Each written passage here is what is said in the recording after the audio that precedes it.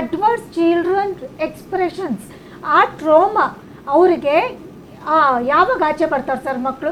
Harvard ಸೆಂಟರೇ ಹೇಳಿದೆ 5 years ಒಳಗೆ ಮಕ್ಕಳು 90% ಆಫ್ ದ ಬ್ರೈನ್ ಡೆವಲಪ್ಮೆಂಟ್ ಆಗುತ್ತೆ. ಇದು ಚೈಲ್ಡ್ ಅಬ್ಯೂಸ್ ಅಲ್ವಾ ಸರ್? ಇವಾಗ ಸರ್ ಹೇಳಿದ್ರು ಪ್ರೈವೇಟ್ ಪಾರ್ಟ್ಸ್ ಗಿಂಟಿದ್ದಾರೆ ಅಂತ, ಆ ಚೈಲ್ಡ್ ಲೈಫ್ ಲಾಂಗ್ ಅದು ಮೈಂಡಲ್ಲಿ ಇರಲ್ವಾ ಸರ್? 100%. ಸರ್ ಈಗ ನೋಡಿ, ಈಗ ಮಾಂಟೆಸರಿ 0, ಮಾಂಟೆಸರಿ 1, ನರ್ಸರಿ, ಆಮೇಲೆ LKG UKG, ಈ 3 ಇದೆಯಲ್ಲ, ಮಾಂಟೆಸರಿ 0, ಮಾಂಟೆಸರಿ 1 ಮತ್ತು ನರ್ಸರಿ, UK ಏನೂ ಕಾನೂನಿಲ್ಲ. ಇಲ್ಲಿ ಹೆಂಗೆ ಅಂತಂದರೆ 3 hour ನೀವೇನಾದ್ರು ಬೆಳಗ್ಗೆ 9 ಗಂಟೆಗೆ ಬಿಟ್ಟರೆ 12 ಗಂಟೆಗೆ ಆಚೆ ಬಿಡ್ತಾರೆ, ನಿಮ್ಗೆ 40,000 50,000 ರೂಪಾಯಿ ತೊಗೊಳ್ತಾರೆ. ಇನ್ ಕೇಸ್ ಏನಾದ್ರು ಎಕ್ಸ್ಟೆಂಡೆಡ್ ಸಾಯಂಕಾಲ 5:30ವರೆಗೂ ಇರಬೇಕು ಅಂದ್ರೆ ಅದಕ್ಕೆ ಎಕ್ಸ್ಟ್ರಾ 30,000 ರೂಪಾಯಿ, ಅದೊಂದು 40,000, ಇದೊಂದು 30,000, 70,000 ರೂಪಾಯಿ. ಏನಿಲ್ಲ, ಮೆದುವಾಗಿ ಅನ್ನ ಮಾಡೋದು, ಅದನ್ನ ತಿನ್ನಿಸ್ಬಿಟ್ಟು ಮಲಗಿಸ್ಬಿಡೋದು ಅಷ್ಟೇ ಕೆಲಸ. ನಾವು ರೆಗ್ಯುಲರ್ ಸ್ಕೂಲಲ್ಲಿ ವರ್ಷ ಪೂರ್ತಿ ಪಾಠ ಹೇಳಿದ್ರು 20,000 30,000 ತಗೊಂಡು ರೆಗ್ಯುಲರ್ ಸ್ಕೂಲ್ ಎಲ್ಲಾ ನಿಯಮಗಳು ಪಾಲಿಸ್ತಿದ್ದಾರೆ. ಅಂದ್ರೆ ಇದೊಂದು ದೊಡ್ಡ ಲಾಭದಾಯಕವಾದಂತ ಏನು ದಂಧೆ ಆಗ್ಬಿಟ್ಟಿದೆ. ಇದ್ರೊಳಗಡೆ ಎಲ್ಲರೂ ಕೂಡ ಈಗ ನೋಡಿ, ಸರ್ಕಾರಕ್ಕೆ ಏನಾದ್ರೂ ಇಚ್ಛಾಶಕ್ತಿ ಇದ್ರೆ ಇವ್ರಿಗೆ ಒಂದು ಸ್ಟ್ರೀಮ್ ಲೈನ್ ಮಾಡಬೇಕು. ಕಾನೂನು ಇಲ್ಲ ಅಂದ್ರೆ ಕಾನೂನನ್ನ ರೂಪಿಸ್ಬೇಕು, ನಿಯಮ ಇಲ್ಲ ಅಂದ್ರೆ ನಿಯಮ ತರಬೇಕು.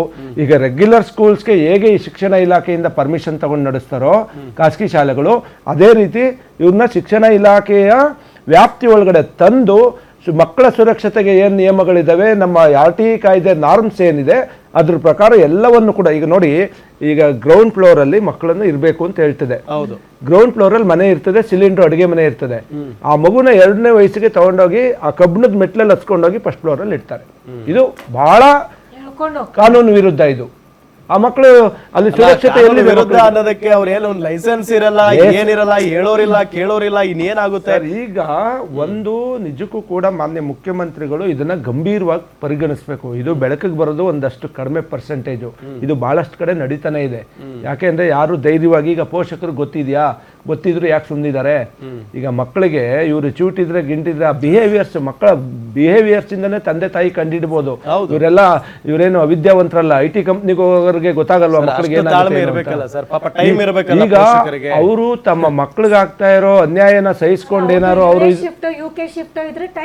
ಮೇಡಮ್, ಈಗ ಆ ಮಕ್ಕಳ ಮೇಲೆ ಆಗಿರೋ ದೈಹಿಕ ಹಲ್ಲೆ, ಮಾನಸಿಕ ಹಿಂಸೆಯನ್ನ ಪೋಷಕರು ಒಂದು ವೇಳೆ ಪ್ರತಿಭಟಿಸ್ತೇ ಇದ್ರೆ ಈ ಕೇಸು ಮುಂದಕ್ಕೆ ಹೋಗಲ್ಲ. ಅವ್ರೇನಾದ್ರೂ ಇದನ್ನ ವಿತ್ಡ್ರಾ ಮಾಡಿಕೊಂಡು ಯಾವುದೋ ಪ್ರಭಾವಕ್ಕೊಳಪಟ್ರೆ ಆ ಮಕ್ಕಳು ಮುಂದೆ ಹೆಂಗಾಗ್ತಾರೆ ಅಂತಂದ್ರೆ, ಒಂದು ಸರಿ ಆ ಮಗುವಿನ ತಲೆ ಒಳಗಡೆ ಮನಸ್ಸೊಳಗಡೆ ಆ ಭಯ ಅನ್ನೋದು ಕೂತ್ಬಿಟ್ರೆ ಮುಂದೆ ಹಂತ ಹಂತವಾಗಿ ಬೆಳೀತಾ ಬೆಳೀತಾ ಬೆಳೀತಾ ಮಗು ಬುದ್ಧಿಮಾಂದ್ಯ ಮಗು ಆಗ್ಬೋದು. ಆಮೇಲೆ ಯಾವುದೋ ಒಂದು ಸಮಾಜನ ಯಾರನ್ನು ನೋಡಿದ್ರೆ ಗಾಬರಿ ಆಗೋದು, ಇದೆಲ್ಲ ಏನಾಗುತ್ತೆ? ಇದೆಲ್ಲ ನಾವು ನಿಮಾನ್ಸಲ್ಲಿ 18 ವರ್ಷದ ಒಳಗಿನ ಸೆಲ್ಗಳಲ್ಲಿ ಇವೆಲ್ಲನೂ ಕೂಡ ನಾವು ರಿಸರ್ಚ್ ಮಾಡಿದೀವಿ. ಹೇಗೆ ಬೇಯೋ ಮಾಡ್ತಾವೆ ಮಕ್ಕಳು, ಯಾಕೆ ಇದಾಗಿದೆ, ಇದರ ಬೇಸ್ ಏನು, ಬ್ಯಾಕ್ ಗ್ರೌಂಡ್ ಏನು ನೋಡಿದ್ರೆ ಇವೆಲ್ಲ ಪ್ರಾಥಮಿಕ ಹಂತದಲ್ಲಿ ಭಯ ಅನ್ನೋದು ಒಂದ್ಸರಿ ತಲೆ ಒಳಗಡೆ ಕೂತ್ಕೊಂಡ್ರೆ ಅದು ಹೋಗ್ಲಾಡ್ಸ್ಬೇಕಂದ್ರೆ ಬಹಳ ಕಷ್ಟಪಡಬೇಕು. ಬಹಳಷ್ಟು ವರ್ಷಗಳ ಸ್ಟೇಜ್ ನಲ್ಲಿ ಮಕ್ಕಳು ಡಿಪ್ರೆಷನ್ ಹೋದ್ರೆ ಅದು life long it's A trauma sir ಅವರಿಗೆ. ಹೌದು, ಇದು ತಂದೆ ತಾಯಿಗಳಿಗೂ ಎಫೆಕ್ಟ್ ಆಗುತ್ತೆ, ಮಕ್ಕಳಿಗೂ ಎಫೆಕ್ಟ್ ಆಗುತ್ತೆ. ಸರ್, ಇಂಥ ಘಟನೆಗಳು ಮರುಕಳಿಸಬಾರದು ಅಂತ ಅಂದ್ರೆ ಏನ್ ಮಾಡಬೇಕು, ಏನ್ ಮಾಡೋದಕ್ಕೆ ದಾರಿ ಇದೆ ಸರ್? ಈಗ ತಂದೆ ತಾಯಿಗಳು ಇಬ್ಬರು ದುಡಿದು ಸಂಸಾರ ನಡೆಸಬೇಕಾದ ಅನಿವಾರ್ಯತೆ ಕೆಲವು ಕುಟುಂಬಗಳಿಗಿದೆ ಮತ್ತು ಕೆಲವರು ಇಚ್ಛೆ ಪಟ್ಟು ಹೋಗುವಂಥದ್ದಿದೆ. ಹಾಗಾಗಿ ಈಗ ಡೇ ಕೇರ್ ಸೆಂಟರ್ಗಳು, ಸರ್ ನಮ್ಮ ಚಲಪತಿ ಸರ್ ಹೇಳಿದಾಗೆ, ಕುಟುಂಬದಲ್ಲಿ ವಾತಾವರಣ ಇದ್ದಿದ್ರೆ, ಸಂಬಂಧಗಳಿದ್ದಿದ್ರೆ ಅದರ ಅಗತ್ಯ ಇರ್ತಿರ್ಲಿಲ್ಲ. ಬಟ್ ದುರದೃಷ್ಟವಶಾತ್ ಇವತ್ತು ಬದಲಾದ ಕಾಲಘಟ್ಟದಲ್ಲಿ ಇದರ ಅಗತ್ಯ ಬಂದಿದೆ. ಹಾಗಾದರೆ ಬಂದಿದೆ ಅಂದಾಗ ಅಲ್ಲಿ ನಾವು ನೀವು ಹೇಳ್ದಾಗೆ ಇಷ್ಟೊತ್ತು ಚರ್ಚೆ ಮಾಡಿದ್ವಿ, ರೂಲ್ಸ್ ಆ್ಯಂಡ್ ರೆಗ್ಯುಲೇಷನ್ಸೇ ಇಲ್ಲ ಅನ್ನೋದಿದೆ ಅನ್ನೋದಾದರೆ ಮೊದಲು ಅದನ್ನು ನಾವು ಫಿಕ್ಸ್ ಮಾಡಬೇಕು. ಒಂದೇ ವಿಷಯ. ಇವಾಗ ಉದಾಹರಣೆ ಈ ವಿಚಾರವಾಗಿ ಡೇ ಕೇರ್ ವಿಚಾರಕ್ಕೆ ಸಂಬಂಧಪಟ್ಟ ಹಾಗೆ ಅಂತಾರಾಷ್ಟ್ರೀಯ ಮಟ್ಟದಲ್ಲಿ ಏನು ಬೆಸ್ಟ್ ಪ್ರಾಕ್ಟೀಸಸ್ ಇದೆ? For example Australia, Singapore, Britain, Norway, Sweden, Denmark, ಇಷ್ಟು ರಾಷ್ಟ್ರಗಳನ್ನ ನಾವು ಇದರ ಪ್ರಾಕ್ಟೀಸಸ್ ನೋಡಿದ್ರೆ ಒಂದು 8-10 ವಿಷಯಗಳನ್ನ ಕನ್ಫರ್ಮ್ ಮಾಡಿದ್ದಾರೆ. ಒಂದೇದು ನ್ಯಾಷನಲ್ ಲೆವೆಲ್ ಫ್ರೇಮ್ವರ್ಕ್ ಇದೆ ಡೇ ಕೇರ್ ಸಂಬಂಧಪಟ್ಟ ಹಾಗೆ.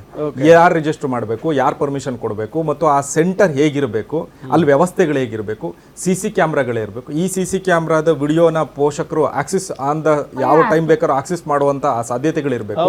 ಅಲ್ಲಿ ತೆಗೆದುಕೊಂಡು, ಅಂದ್ರೆ ಯಾರು ಅದನ್ನ ಜವಾಬ್ದಾರಿ ತೆಗೆದುಕೊಂಡು ಮಕ್ಕಳ ಜೊತೆಗೆ ವರ್ತಿಸ್ತಾರೆ ಅವ್ರಿಗೆ ಚೈಲ್ಡ್ ಸೈಕಾಲಜಿ ಕುರಿತು ತರಬೇತಿ ಆಗಿರಬೇಕು, ಚೈಲ್ಡ್ ಪ್ರೊಟೆಕ್ಷನ್ ಕುರಿತು ತರಬೇತಿ ಆಗಿರಬೇಕು, ಆ ಲಾಗಳು ಆ ನೆಲದ ಕಾನೂನುಗಳು ಏನು ಹೇಳುತ್ತೆ ಅನ್ನೋದ್ರ ಅರಿವು ಅವ್ರಿಗಿರಬೇಕು, ಮತ್ತು ಇವ್ರದ್ದು ಪೊಲೀಸ್ ವೆರಿಫಿಕೇಶನ್, ಇವ್ರು ಯಾರು, ಹಿಂದೆ ಏನು ಚರಿತ್ರೆ ಅನ್ನೋದು ಗೊತ್ತಿರಬೇಕು, ಮತ್ತು ಸಂಬಂಧಪಟ್ಟ ಇಲಾಖೆಗಳು ನಿಯಮಿತವಾಗಿ ಪರ್ಪಸ್ಫುಲ್ ಮತ್ತು ಅನಿರೀಕ್ಷಿತ ಭೇಟಿಗಳನ್ನು ಮಾಡಿ ಅಲ್ಲಿ ಏನು ಆಗ್ತಾ ಇದೆ ಅಂತ ಚೆಕ್ ಮಾಡುವಂಥ ಸಿಸ್ಟಮ್ಸ್ ಇರಬೇಕು. ಹೀಗೆ ಹಲವಾರು ಒಂದು ಮೆಕ್ಯಾನಿಸಮ್, ಒಂದು ಫ್ರೇಮ್ವರ್ಕ್ ಇದೆ. ನಮಗೆ ಈ ಕೇಸನ್ನು ಪೋಷಕರು ಬರ್ತಾರೋ ಇಲ್ವೋ, ನಾನು ಈ ವಾಹಿನಿ ಮೂಲಕ ಒಂದು ವಿನಂತಿಸ್ತೇನೆ, ಕರ್ನಾಟಕ ರಾಜ್ಯ ಮಕ್ಕಳ ಹಕ್ಕುಗಳ ರಕ್ಷಣಾ ಆಯೋಗ ಈಗಿರುವಂಥ ಏನು ಕಮಿಷನ್ ಇದೆ ಅದನ್ನು ಸುಮೋಟೋ ಕೇಸ್ ದಾಖಲಿಸ್ಕೊಂಡು ತಾನು ವಿಚಾರಣೆ ತೆಗೆದುಕೊಳ್ಬೇಕು, ಮತ್ತು ಇದ್ರೊಳಗಡೆ ಆಗಿರುವಂಥ ಲೂಪೋಲ್ಸ್ ಮತ್ತು ಕಾನೂನಿನ ಏನು ಸಮಸ್ಯೆಗಳೇನಾಗಿದೆ, ಎಲ್ಲಿ ಕಾನೂನಿನಗಳ ಕೊರತೆ ಉಂಟಾಗಿದೆ, ಇದನ್ನೇ ಕೇಸ್ನೇ ತೆಗೆದುಕೊಂಡು ಇದನ್ನು ಡೀಪ್ ಒಂದು ವಿಶ್ಲೇಷಣೆ ಮಾಡಿ ವಿಚಾರಣೆ ನಡೆಸಿ ಸರ್ಕಾರಕ್ಕೆ ಸೂಕ್ತ ಶಿಫಾರಸನ್ನು ಕೊಡಬೇಕು.